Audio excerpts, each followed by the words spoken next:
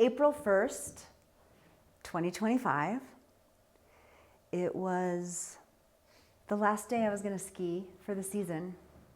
And my girlfriend, who I ski with every Friday, and I got into the car and we burst into tears.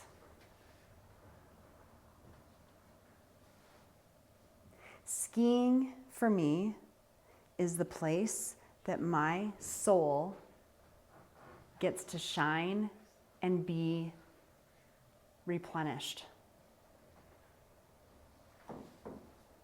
The ski slopes are the happiest place that I go every single year. This year has been heartbreaking and hard, and we have struggled, my friend and I.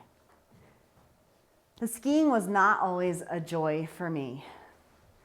When I was 9 years old, we moved to Breckenridge, and thus began my relationship with the ski slopes. And my dad put me onto the Breckenridge ski team, and so I started racing at 9 years old. And ski racing became my job. Not because of my dad, just because of the nature of it. It was pretty all-consuming. We raced every weekend. We started skiing in November. We finished skiing middle of April. In high school, we skied every single day. Some people are like, God, you are so lucky, you skied every day. You ski every day, and it's 30 below out there with the wind chill, and you gotta get to the slopes and stick your boots on and stick your pants on. I would just shove them on over my school clothes, whatever I was wearing, my jeans, my dress, whatever. And we would go out for 3 hours to train. It was my job. In college, it was my job. I didn't have a scholarship or anything like that, but I joined the ski team. I loved the ski team. I loved traveling.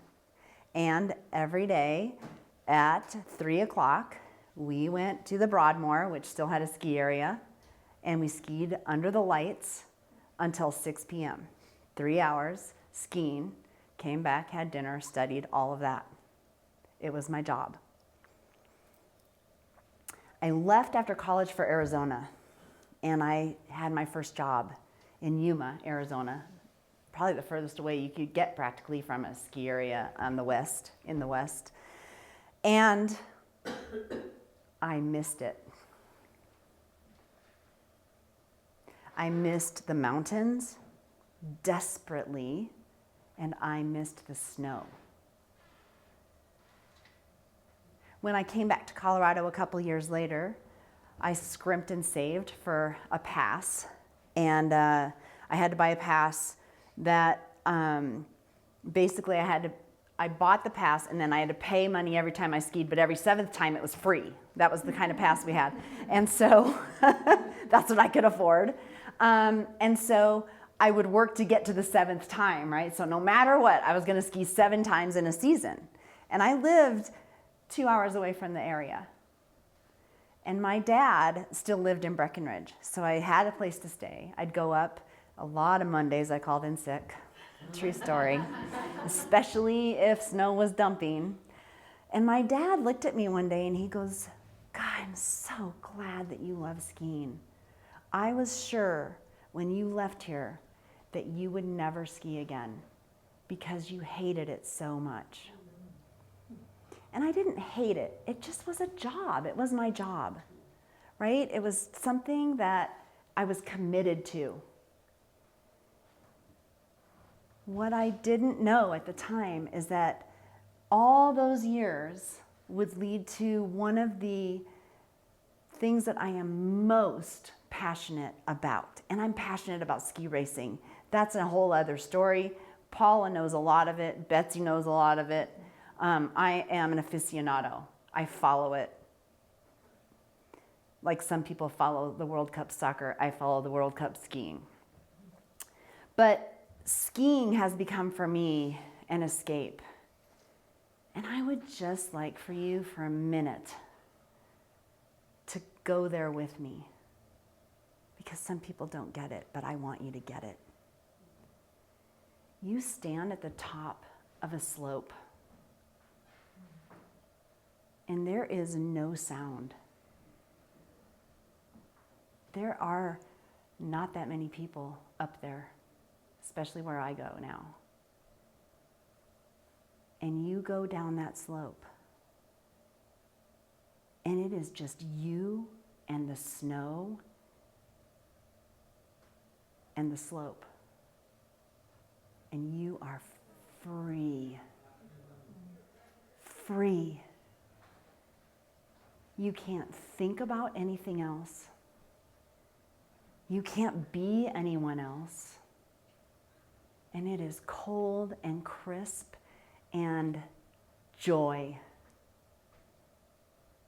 Even when it's below zero. So what was a job for me became a passion.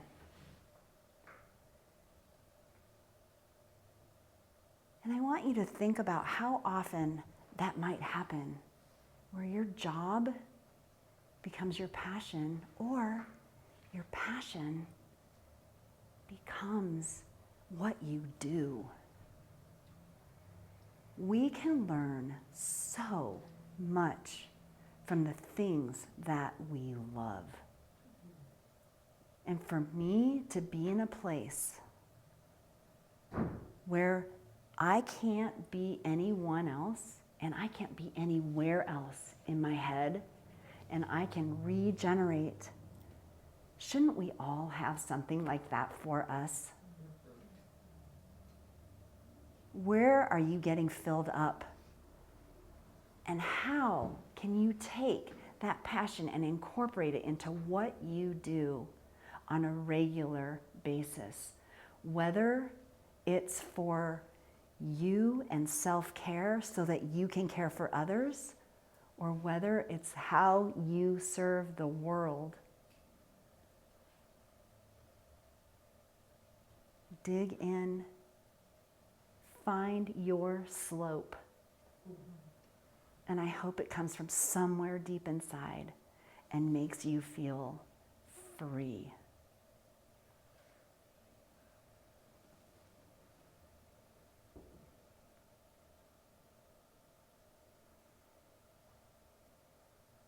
Thank you.